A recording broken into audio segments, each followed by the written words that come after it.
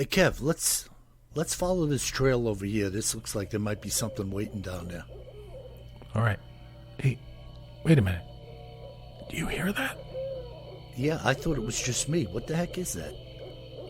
I don't know what that is. Whoa, do you smell that too? That's unbelievable. Hey, look. What the? Hey, look, those branches are moving over there.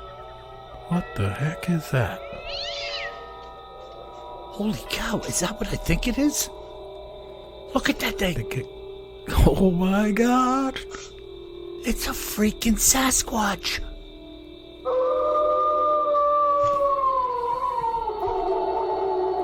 Welcome to the Bigfoot Terror in the Woods Sightings and Encounters podcast. I'm your host, W.J. Sheehan. Hello, everybody, and may I once again welcome you to what is going to be a spectacular podcast. My name is W.J. Sheehan, author of the series of books, Bigfoot, Terror in the Woods, Sightings and Encounters, all of which are available, volumes 1 through 8, at Amazon in ebook and paperback format, so please buy a bucket full. And if you're an audiophile, you could pick up volumes 1 through 6 at Audible, iTunes, and Amazon as well. So please partake of the offerings. And now, may I introduce my brother and co-host, KJ Sheehan. Kevin, how are you? I'm good. How about you, Bill? I'm doing marvelous. We're a third of the way or half the way through January by the time this podcast goes. And so far, so good. How do you measure that? Not too cold, not too snowy? My measurement is strictly on the snow meter. If there's no snow, it's great.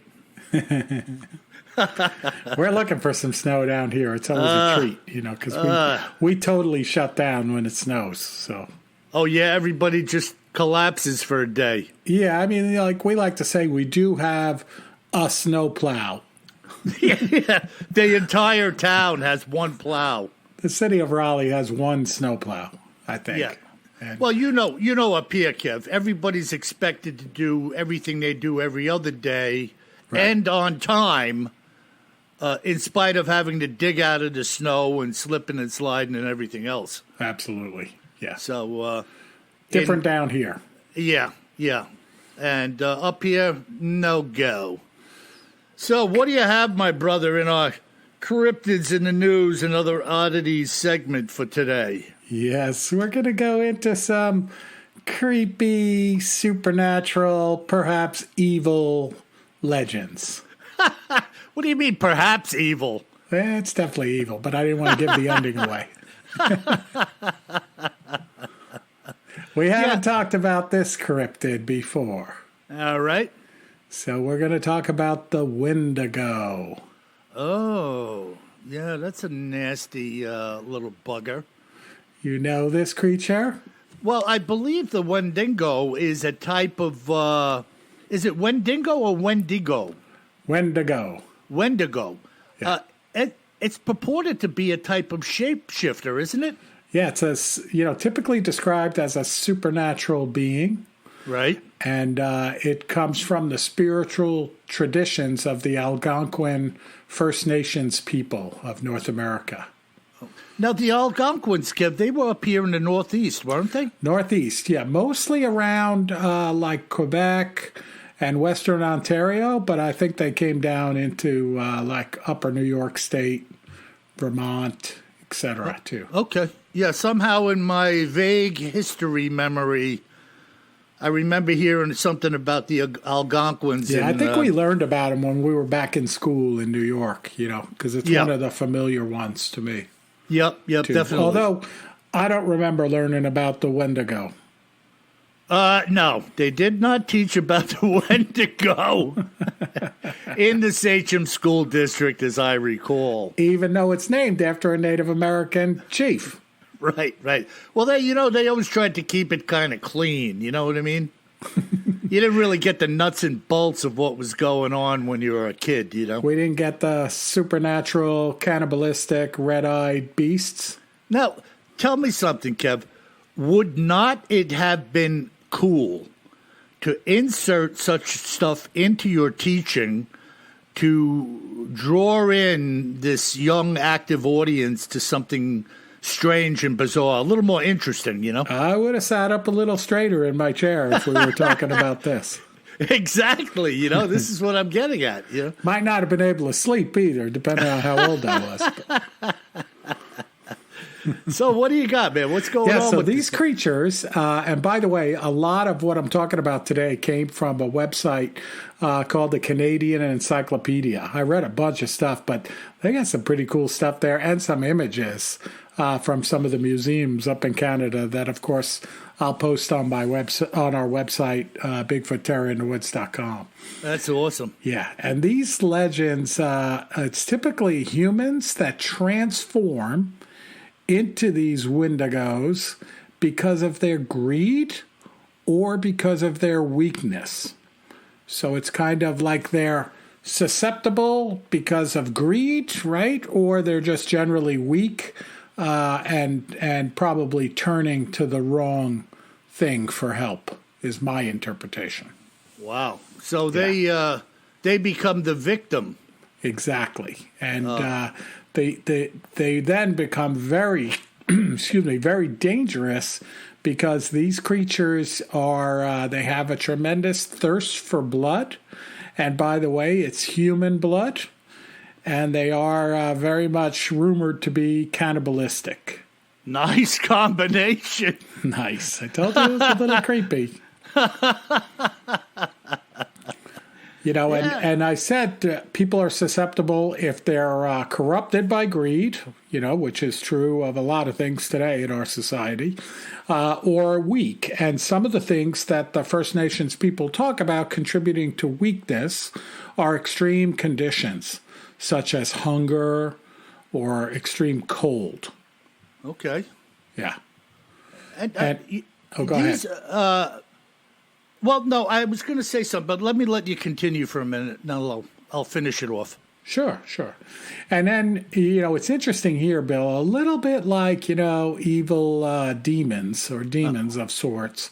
Some of the legends say that the humans become susceptible to becoming a Wendigo when possessed by a prowling spirit during a moment of weakness.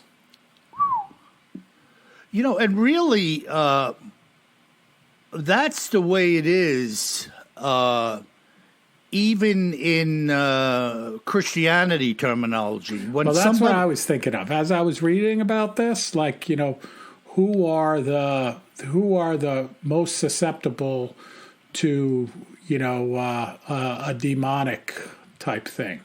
Right. You know, you're weak. You're wishing for, you know, anything to happen. You know, be careful when you wish for anything to happen. Right. You know, you may be turning to the wrong place for help. And then, of course, greed, power, corruption, you know, not a lot of good things can come out of that.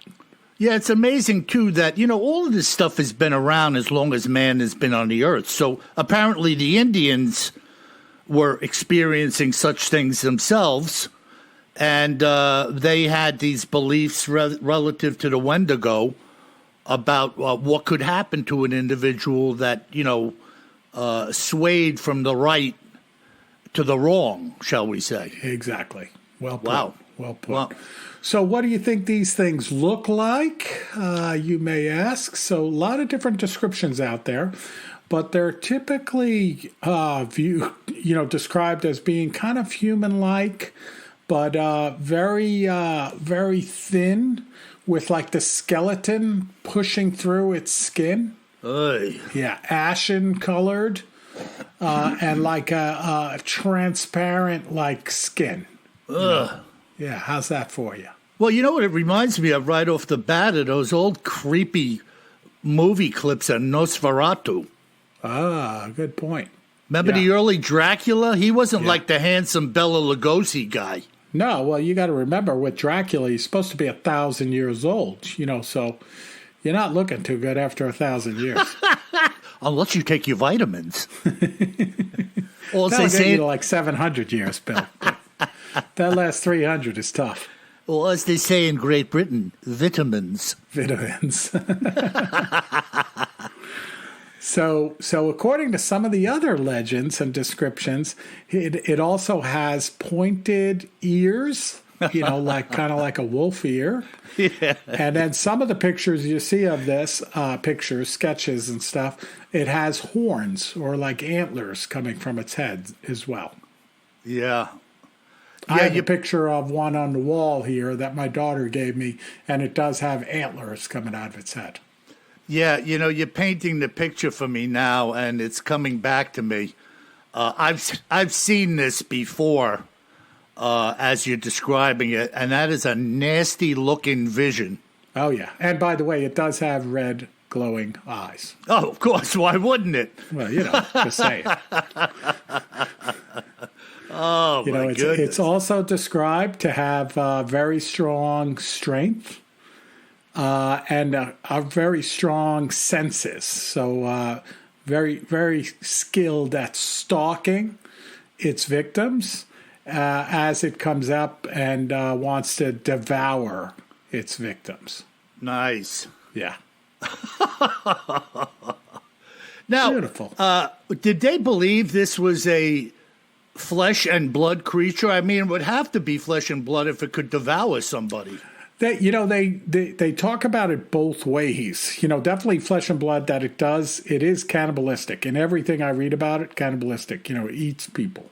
Mm-hmm. But they do talk about it like when people see it, that it's not leaving footprints and things like that. So it's kind of a combo. What would you call that, Bill? What would I call it? No, but I mean, it could be a demon taking the shape of this thing and then tearing people apart, right? Yeah. That could be. Yeah, well, even in my own faith, there are entities that can take both good and bad. There are entities that can take on human form, where you could shake their hand and they're real. They've got clothes on. They can walk. Exactly. So this is nothing new, Yep. No doubt about it. That is creepy, man. Super creepy creature, though. And again, I'll put some of the images up. So it's interesting. There's a couple of accounts. The first European written account of a Wendigo sighting was by a Jesuit missionary, right? So a man of the cloth named Paul Lejeune. And he lived with the Algonquin people in the early 17th century. Okay. Right? In and around what's now known as Quebec. Okay. So in eastern Canada. And in a report that he wrote to his superiors in the church in 1636, he wrote, "This devilish woman had eaten some Algonquin." And he says, "These are the tribes that live north of the river that is called Three Rivers." Huh. And that he would eat a great many more of them if he were not called elsewhere. Yeah.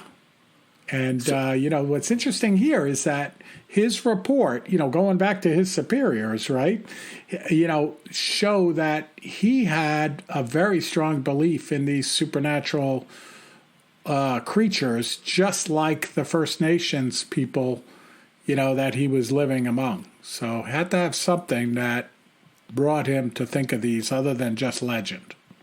Well, yeah, and he's a Catholic friar, right, up there trying to convert First Nations people to Christianity. Exactly. And he's coming across this. What did he say? It was a woman? At first, he describes it as a woman, and then as it's killing things, he talks about it as he. Yeah, I mean, he's obviously aware of people being eaten by this, at the very least, crazed person or being, whatever you want to call it. Yep. Wow. Yeah, at the very least. Yeah. And what's pretty interesting from a timing standpoint, so his report back to his superiors predates the Salem witch trials by about 60 years. So it wasn't like they were hearing about the witches and the witch trials, because it's pretty close by, right, in Quebec. And then they started to imagine this stuff. This stuff actually predates the Salem witch trials. Yeah, and I don't know if during the Salem witch trials it was men of the cloth that were condemning these women. I think it was more townspeople and, quote, judges laying the boom down upon these women, you know? Yeah, yeah. And by the way, no witches were harmed in this podcast. The witches are very active at writing letters to us, so we don't want to cause any trouble with them. Yeah. And then if you go out in the western frontier of what today is the U.S., the indigenous people out there and some of the employees of the Hudson Bay Company, right? You remember them, the early fur traders that would go out west and get the beaver pelts and stuff like that. Right. They would talk about indigenous people who were accused of becoming Wendigos. Wow. Yeah. And this was where? Out in the western plains of the U.S. Probably the western plains of Canada, too, so kind of up North Dakota and north of North Dakota up in Canada, Alberta, places like that. Yeah, now we don't have great records of this phenomena, but that's where I remember hearing about it from, was out in the Plains states. Oh, okay. Yeah. And that's where I came up with this shapeshifter thing. But, it was, in fact, called a name. Lots of times when we talk about shapeshifter, they just use the term shapeshifter. Yeah, well, there are a ton of names for Wendigo. And a lot of them I won't even attempt to pronounce. But were any of them named WJ? No WJs that I came across. Ah, shucks. Sorry. Sorry, you shapeshifter, you. And it's interesting. So the term Wendigo also, in closing here, it made its way into the early 20th century as a term that was used by psychiatrists to refer to a mental condition where patients felt possessed by another being and expressed cannibalistic desires. And this was like a phenomena that... Yeah, they'd call it Wendigo psychosis. Isn't that weird? Yeah, I never heard of it before. They adopted it to describe. It's weird the way... There must have been a lot of activity around this for the, quote, medical community to adopt. It's definitely not a pocket, of activity that we're only learning about now or something like that. This is legend that goes on and on and on. Yeah, and of course the medical community back then was nothing, like we have now, I guess these folks were doing the best they could at the time with the knowledge they had and whatever, quote, medicines they had available. But oh, yeah, we're still discovering better ways to treat all of these different types of illnesses, mental and otherwise. Yeah, no, like me, I always found when I'm hungry, pizza does it. If I'm hungry, 3 or 4 slices, I'm good. Yeah, my problem is after 3 or 4 slices, I'm still hungry. That's when you turn into a Wendigo and start gnawing on your neighbor. Hey, I'm hungry, Bob. Sorry. Watch out. So again, great stuff. Again, a lot of what I talked about came from an article in the Canadian Encyclopedia written by a gentleman named Steve Pitt. And he kind of put the whole picture together better than what I saw other places. So good stuff. Yeah, that's really interesting, Kev. And I've got something really interesting as well. Whoop. Whoop. Whoop.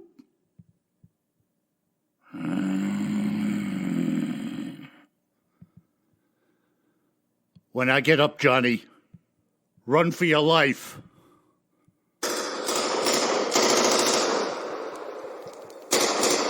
Come get some!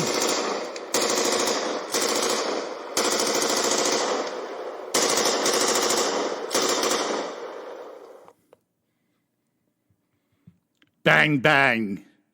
You're dead, sucker.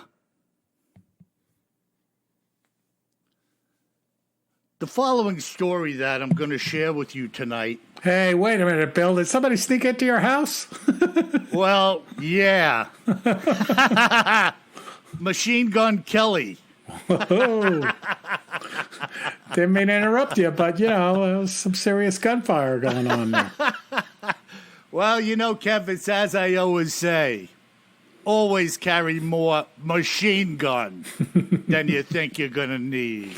All right, well, get back to it then. Now, this story that I'm going to read to you guys tonight is actually one that my brother and I did, I think, in episode 1 or 2 when we got the ball rolling with this podcast. And it's actually one of my favorites. And you know what my feelings are, that there's always new people coming in and we should be rehashing some things that really are at the forefront of this investigation of Bigfoot, Sasquatch, the hairy man, whatever we want to call it. And let me grab this book here. Hold on. It's a little bit tricky for me. I'm sitting at the microphone and I'm actually grabbing a 125-year-old book to share this story with you tonight. Now, this came out of President Teddy Roosevelt's book, The Wilderness Hunter. The copy that I have in my possession here is from the late 1800s. And this story was more commonly known as the Bauman encounter.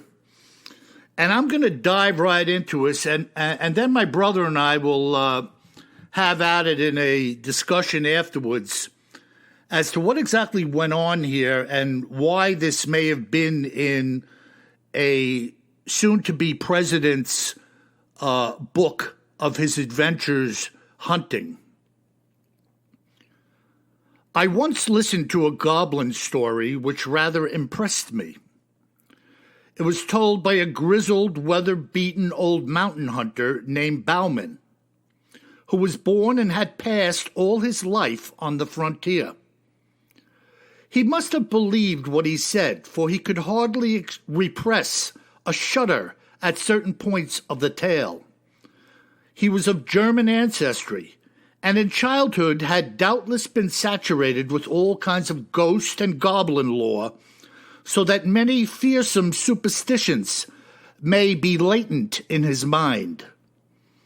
Besides, he knew well the stories told by the Indian medicine men in their winter camps of the snow walkers, the specters, and the formless evil beings that haunt the forest depths, and dog and waylay, the lowly wanderer, who after nightfall passes through the regions where they lurk. And it may be that when overcome by the horror of the fate that befell his friend, and when oppressed by the awful dread of the unknown, he grew to attribute, both at the time and still more in remembrance, weird and elfin traits to what was merely some abnormally wicked and cunning wild beast. But whether this was so or not, no man can say. When the event occurred, Bauman was still a young man and was trapping with a partner among the mountains dividing the forks of the Salmon from the head of the Wisdom River. Not having had much luck, he and his partner determined to go up into a particularly wild and lonely pass, through which ran a small stream said to contain many beaver. The pass had an evil reputation because the year before, a solitary hunter who had wandered into it was there slain, seemingly by a wild beast, the half-eaten remains being afterwards found by some mining prospectors who had passed his camp only the night before. The memory of this event, however, weighed very lightly with the two trappers, who were as adventurous and hardy as others of their kind. They took their two lean mountain ponies to the foot of the pass, where they left them in an open beaver meadow, the rocky timber-clad ground being from thence onwards impracticable for such horses.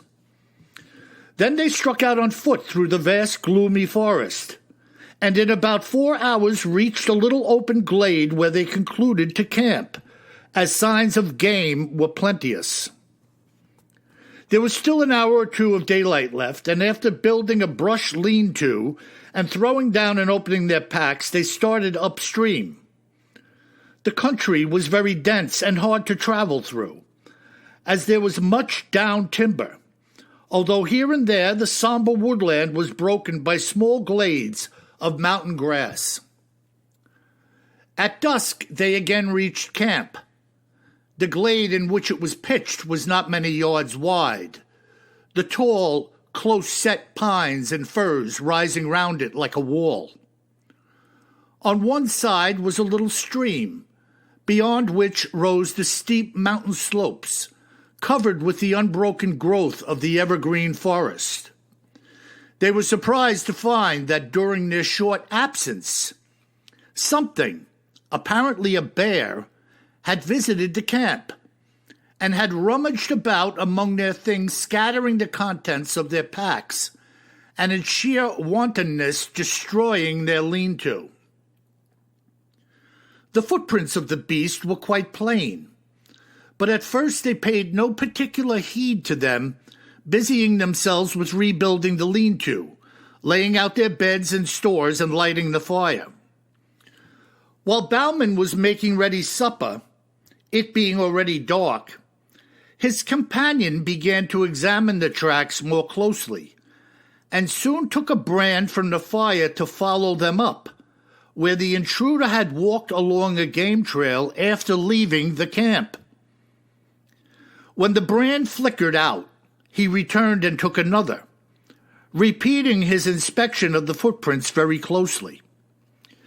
Coming back to the fire, he stood by it a minute or two, peering out into the darkness, and suddenly remarked, "Bauman, that bear has been walking on 2 legs." Bauman laughed at this, but his partner insisted that he was right, and upon again examining the tracks with a torch, they certainly did seem to be made by but 2 paws or feet. However, it was too dark to make sure. After discussing whether the footprints could possibly be those of a human being, and coming to the conclusion that they could not be, the 2 men rolled up their blankets and went to sleep under the lean-to. At midnight, Bauman was awakened by some noise and sat up in his blankets. As he did so, his nostrils were struck by a strong wild beast odor, and he caught the loom of a great body in the darkness at the mouth of the lean-to. Grasping his rifle, he fired at the vague, threatening shadow, but must have missed, for immediately afterwards he heard the smashing of the underwood as the thing, whatever it was, rushed off into the impenetrable blackness of the forest and the night. After this, the 2 men slept but little, sitting up by the rekindled fire, but they heard nothing more. In the morning, they started out to look at the few traps they had set the previous evening, and put out new ones. By an unspoken agreement, they kept together all day and returned to the camp towards evening. On nearing it, they saw, hardly to their astonishment, that the lean-to had been again torn down. The visitor of the preceding day had returned, and in a wanton malice had tossed about their camp kit and bedding and destroyed the shanty. The ground was marked up by its tracks, and on leaving the camp it had gone along the soft earth by the brook, where the footprints were as plain as if on snow, and after a careful scrutiny of the trail, it certainly did seem as if whatever the thing was had walked off on but 2 legs. The men, thoroughly uneasy, gathered a great heap of dead logs and kept up a roaring fire throughout the night, one or the other sitting on guard most of the time.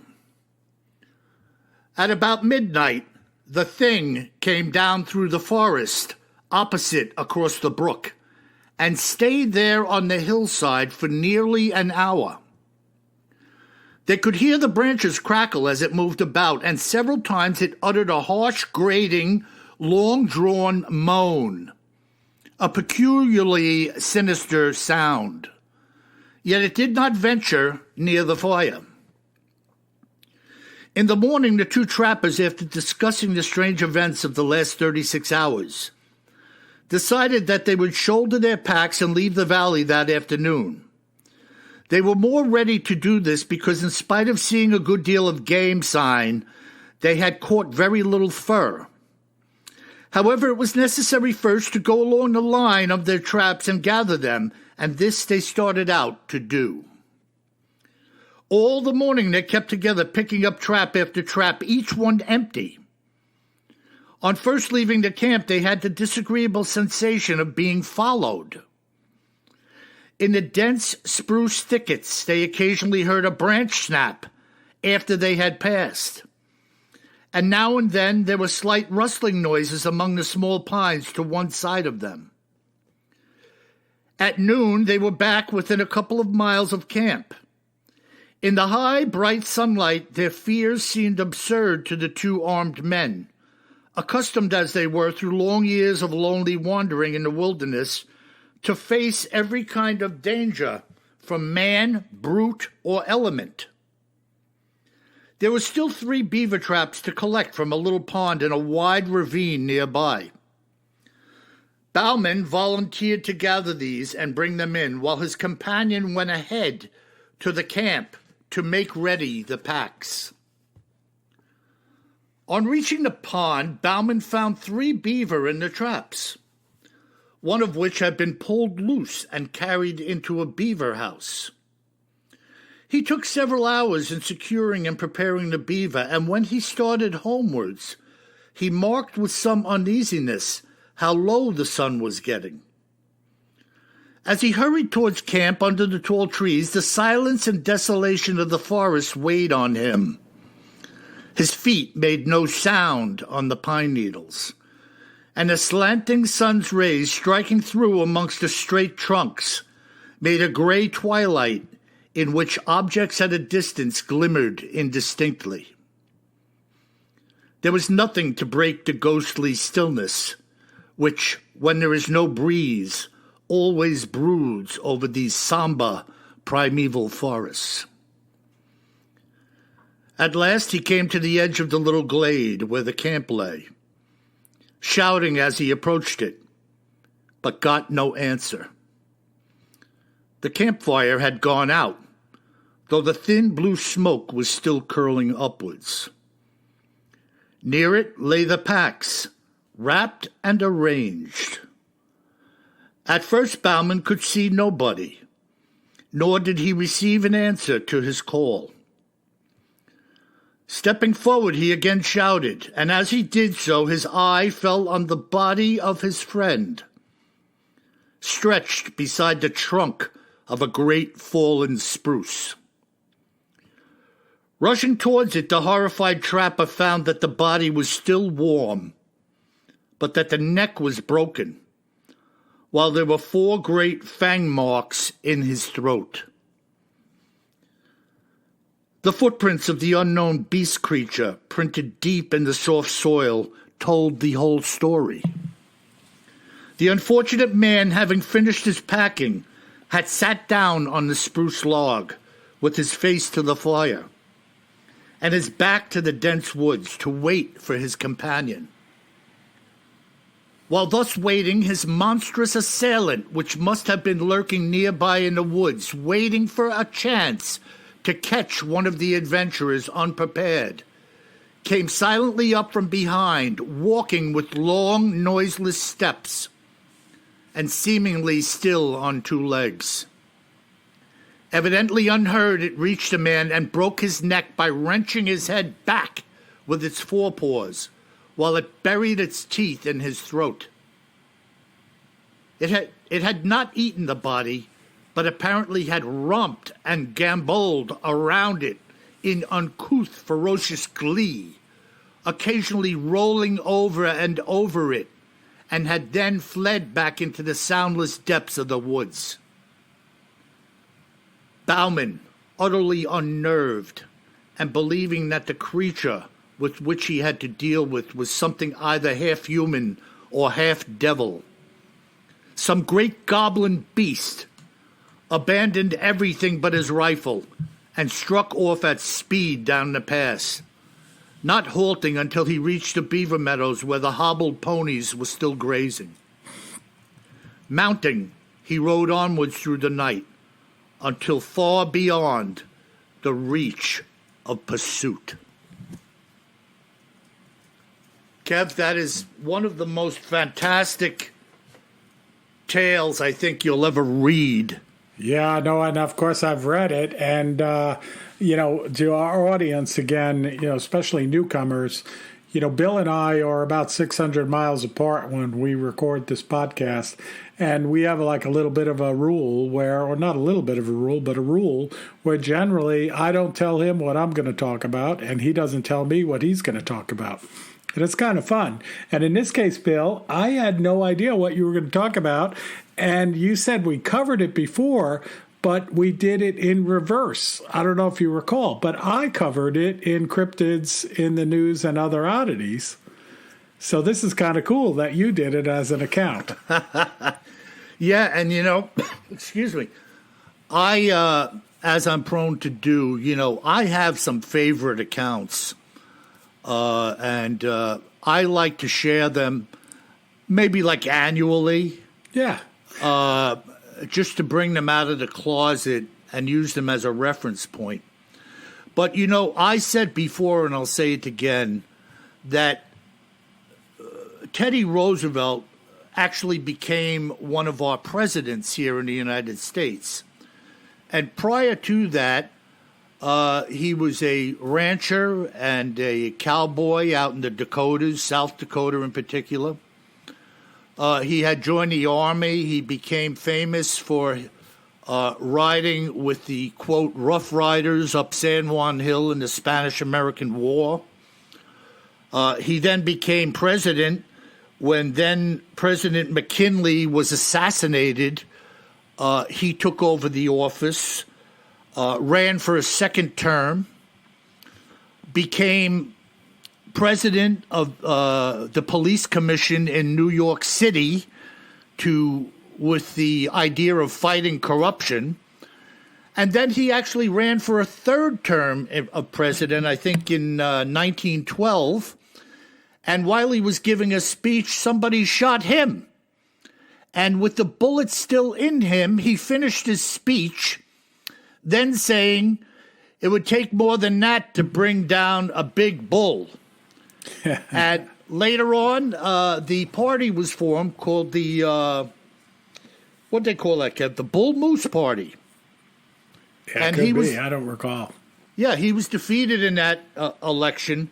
But this guy was a man's man, hunter, cowpoke, cowboy, and I said to Kevin when we first did this and discussed this, there is no way he includes this story in his book unless he fully believed it and believed what Bauman had told him. Yeah, I mean, absolute great outdoorsman, war hero, and president. And, for those of you that haven't seen the book, The Wilderness Hunter, you can buy the modern version of it. It's hard to find a copy like my brother has. I have a modern version. My brother has one of the original versions, which I keep looking for them, but they're just too expensive. But it really is a book, kind of like an encyclopedia of all of the things that he discovered in the outdoors, whether it be the massive herds of buffalo out west and things like that. But it's, very much a nonfiction book. That's why I use the encyclopedia reference. So the fact that he has this account in there of these goblins, and talks about Bauman's account of them, how it gamboled around the dead body, like, holy cow. Like, yeah, it sounds like a horror story, but it's in a nonfiction book. That's right. And the book I have, as I say, was written in the late 1800s. And if you think about some of the data, Kev, that he put forth in this reading relative to today's knowledge of the Bigfoot, how about it staying near the camp up on the hillside and letting out these howls? Yes. And the sneaking around and the breaking of branches, the snapping of twigs, or staying outside of the firelight. Yeah, the stealthy behavior, right? Right. And then the stench. Yep. The stench that he records, Bauman is saying that the thing smelled hideous. All of this really is a predecessor to what it is we now hear in latter-day investigations some 120, 140 years later. And we don't know. We know the book was written in the late 1800s. Roosevelt actually wrote 3 books. We don't know when Bauman's account was from. Yeah, I remember when I covered it, I think they said it was at least 50 or 60 years, or 50 years, I want to say, before the book was published, that the account had happened. So that's got to be, like But they don't know for sure. Yeah. Right. Let's just say 1820, 1830. Yeah. And, Roosevelt was then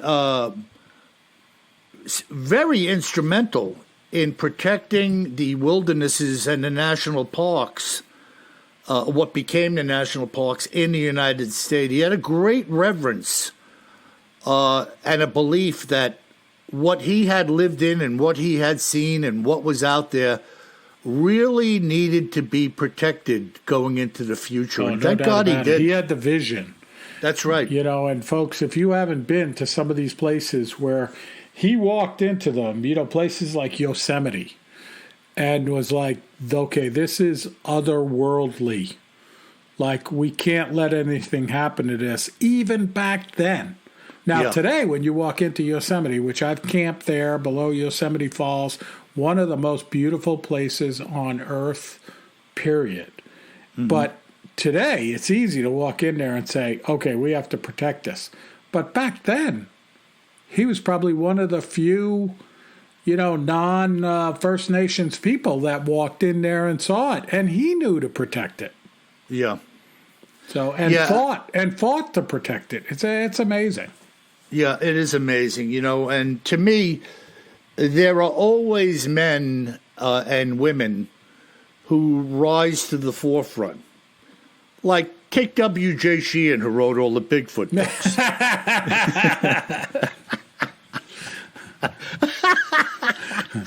Look hundreds of years in the future, people are saying, always carry more gun than you think you're going to need. Yeah, as they pull out their laser.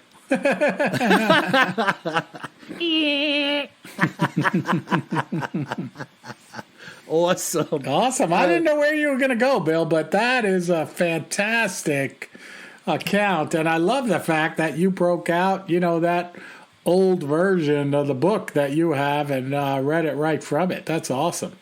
Yeah, and I love this old book, Kev, because the cover is off of it. I keep it on it, but it's detached.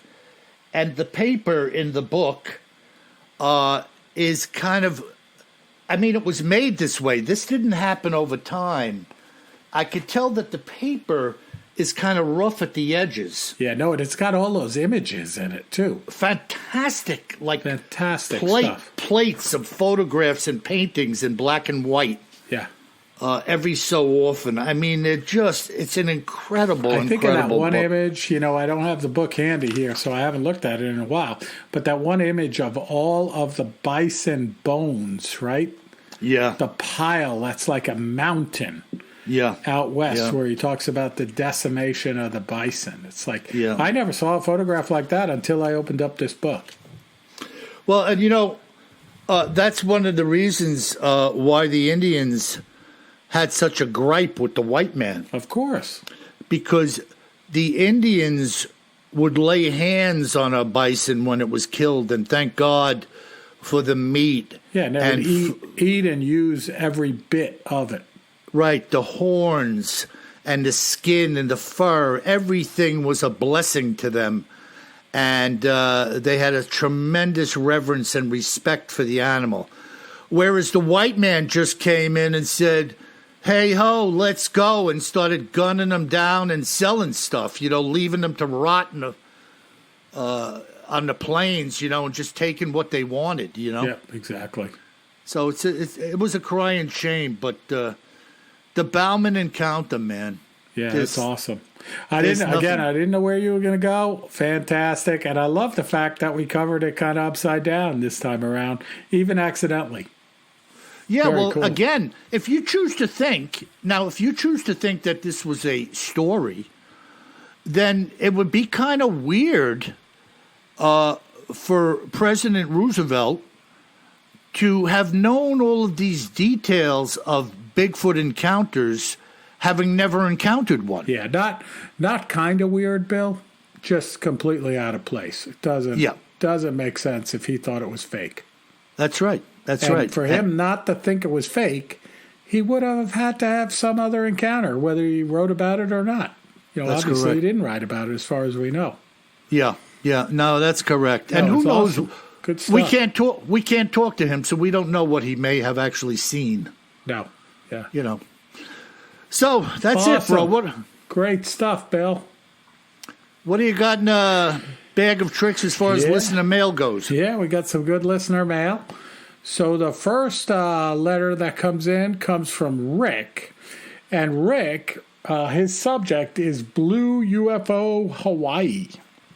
Okay. So Rick's writing in about one of our episodes a few weeks ago where we talked about the current news event. I think it was December 28th was when the sighting was, but I'm going by memory here. That saw and videotaped the UFO or UFOs over Hawaii that night, which is pretty cool. And Rick writes in, I have a friend who is a high-level MUFON, which is Mutual UFO Network, official. So he has a strong interest in that subject. We talked about the Blue Hawaii UFO briefly a few days ago. He said there's a guy on Oahu, the island of Oahu, who flies a blue lighted parasail over the beach in the evenings. This sighting was nothing more than that, and if you look at the photos with this in mind, the filmed object has some of the same shape as a parasail and the same ribbing between several segments. Problem solved. Rick. So, Rick, I agree. When I look at the imagery, and before I saw your letter, when I looked at some of the frames of the imagery, which I have posted already to BigfootTerrorInTheWoods.com, it looks a little bit like a lit-up blue parasail. But I don't know how it disappeared over the horizon into the ocean without somebody dying and never to fly again. And then don't forget that they saw a white one coming the other way. Off of the ocean. So it could be, and I appreciate your feedback 1,000%, but I'm not quite sold yet. Yeah, and I went back and forth a little bit with Rick on this one via email. Okay. And I said the same thing. A parasailer isn't going to disappear out over the Pacific horizon off Oahu and appear to go down into the ocean unless he died. Well, yeah, and it's not really a parasailer. I guess it's a paraglider where you have the motor on it. So you probably hear it, too. Well, you definitely hear some whining. Those things have that, what's that engine called, a wankle? I don't even know what they have. Yeah, a lot of them use that little, it's like an opposing two-cylinder or something, Kev, with the big prop behind them. Oh, yeah. It's kind of like the for lack of a better description, like the Subaru Boxer motor or the Porsche Boxer engine. Okay. And, when they're running, they're making some noise. I don't know what you would hear on an island with surf on the shore and whatnot. Yeah, fair enough. But I don't think he's flying around at 10,000 feet either at night over Oahu. I mean, Oahu, for those of you that haven't been there, it's like Manhattan of Hawaii. Like, it's a very populated island. Yeah. Yeah, I don't know. I have to bow out gracefully and just say... No, it's cool. And we really appreciate the feedback, and I'm not dismissing it. I may sound like I'm dismissing it, Rick, but I'm like, I don't know. They saw the white one too, and the police were there, and if this guy's flying around Oahu, wouldn't you think the police would say, oh, that's that guy with the parasailer? I would think. But like somebody would have come out after the posting, right? Right. Well, it's really neither here nor there. It's there for speculation. But I do respect the MUFON folks. I mean, they're spending a good part of their time investigating these UFOs, right? So, good stuff. Absolutely. No, we appreciate them. Yeah. Wow, that's interesting. All right. So our next one comes from Fred. And Fred is talking about the Patterson-Gimlin episode that we did, again, a few weeks back. Is this Fred Flintstone? No, we don't give last names, Bill, even if their last name is Flintstone. Okay. And they work at the rock quarry for Mr. Slate and have a pet named Dino.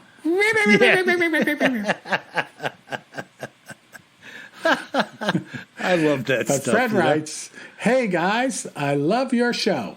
I was just listening to your recent one, and you mentioned that they don't know what kind of camera Roger Patterson was using. He says they do.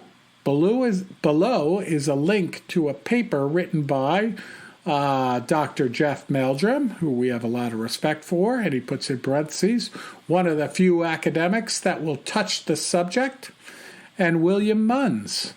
William is a makeup and costume expert. He worked on The Swamp Thing, Beastmaster, and Return of the Living Dead. Classics. And he writes, it is a great paper. William has also written an entire book breaking down how it could not be a costume. The book is called When Roger Met Patty. Keep up the awesome podcasts. Yeah, that's really interesting, It's awesome, yeah. And so there you have this fellow named Munn, costume designer, makeup man, whatever he was, again, refuting. It's funny how people take up the guard and say, I'm going to defend this thing. These people don't know what they're talking about, Yeah. For every person or 10 that say, it's some jamoke in a suit, thank God there's people out there who are willing to say, you don't know what you're saying. This is not a man in a suit, and this is why. Like, I don't know if you've seen the videos I put up yet, Bill, on BigfootTerrorInTheWoods.com on this episode. I put up some cool videos. So if you haven't been there to check it out under the Patterson-Gimlin episode, it's some good stuff. Unedited interview with Gimlin. Some various folks that did some analysis of the imagery and stuff. Pretty cool. Whether you believe or not, take a look at the video. Yeah, no, it's excellent. I mean, Kev, my feelings. Nobody's got to convince me otherwise. Yeah. I'll argue the point, to no end. That was a living creature, and it really doesn't matter to me what anyone else thinks. Right. It's pretty cool. Yeah, excellent. Awesome. And our last letter, Bill, is a good one. It includes an encounter. It comes from Daniel from Washington State. And Daniel writes, Hola, mis amigos, Kevin and Bill. Hello, my fellow Creepfest friends. My name is Daniel, and I'm writing you from Washington State. First, I want to thank you for your wonderful podcast. I've been listening since the very beginning. And oh my, how the podcast has grown and improved. Thank you, Daniel. And we sure have. Boy, it's hard to listen to those early episodes. You're doing a great job, and I really appreciate y'all. I think he put y'all in there for me. Taking the time out of your busy lives to give all us listeners an escape from our everyday toil. And I always crack up when I hear Bill doing the English accents. Awesome. Thank you. Oh, you do you? I was going to say, you might have to give him a little Liverpool. Yeah, how about a little bit of this, buddy boy? And then he writes, by the way, Bill, if you need help in reaching a monthly quota on how many books you need to mail out how many books you need to mail out for the month, I will attach my address below. Tightwad.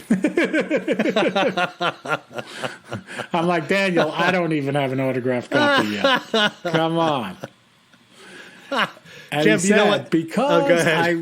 because I recently heard you saying that if you see something, say something, I want to tell you about an experience that I personally had in August of 2019. I've only told a few people, and this is the first and only time that I've experienced something that I would call otherworldly in my 42 years. I'm a landscaper by trade. This particular day, I was sitting in the passenger seat of our work truck, and a coworker driving and another coworker sitting in the back. We were in the area of Seattle, Washington that day, driving to our next job site. This was not downtown Seattle. We were a few miles outside the city, but still in Seattle proper. We were just getting off of I-5 freeway, exit 173 to be exact, going southbound. As we rounded the off-ramp, about 20 yards directly in front of us was a little clearing with some small trees and brush. It was a warm August day, and I had my window down. As we were slowing down to round a small corner on the off-ramp, that is when I saw the strangest thing that I have ever seen. It seemed to be moving to its left. It looked like a man that was wrapped in saran wrap and transparent at the same time as it was visible. It was exactly like the creature in the movie The Predator. Arnold. It did not seem to be any bigger than a regular human being. I was leaning back in the passenger seat as I saw this thing. I immediately sat up and shouted, "Oh my God, do you see that thing?" to my coworker that was driving. As I turned to look at him to see if he was looking, I turned back again to the figure, and it had either completely vanished or I'd lost sight of it, no matter how hard I looked. To write this out in an email does not do justice to the way that it had made me feel. It was a very quick encounter, but it was something that I will never forget. I have no idea of what it could have been. I assumed to think that it was either something out of this world or our military had some pretty amazing secret abilities. But why in the world would this thing be in the area of where I saw it? Afterwards, doing some searching, I have learned that many people have seen or experienced this phenomena. Many people are calling this thing the Glimmer Man. Many have seen this figure in the woods, and it has been associated with the big guy. I'm not sure of what I saw, but it has made a significant impact on my life.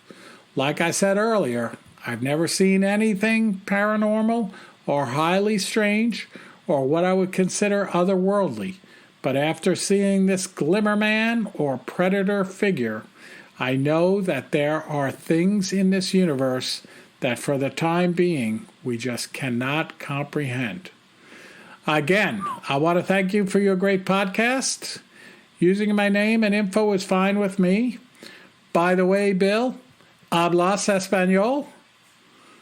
And he writes that his wife is Hispanic and comes from Mexico, and that his father comes from Mexico as well, but he never learned Spanish until after he was married.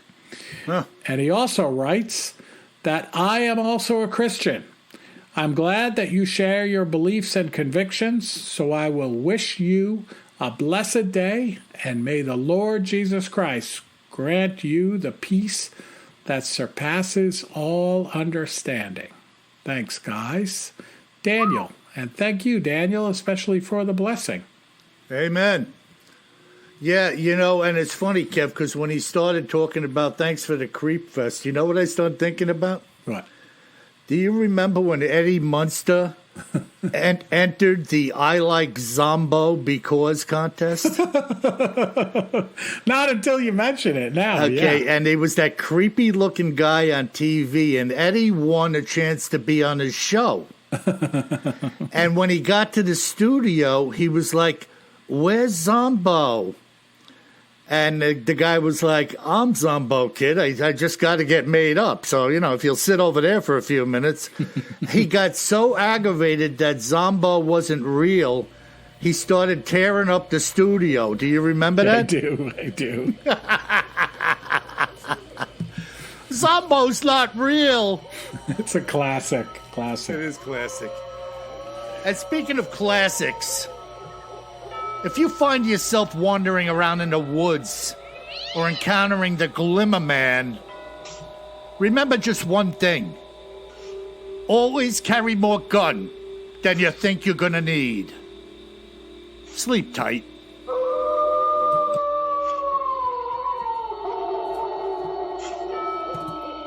gotta hit the stop button here. I had the book on my mouse pad. Stop.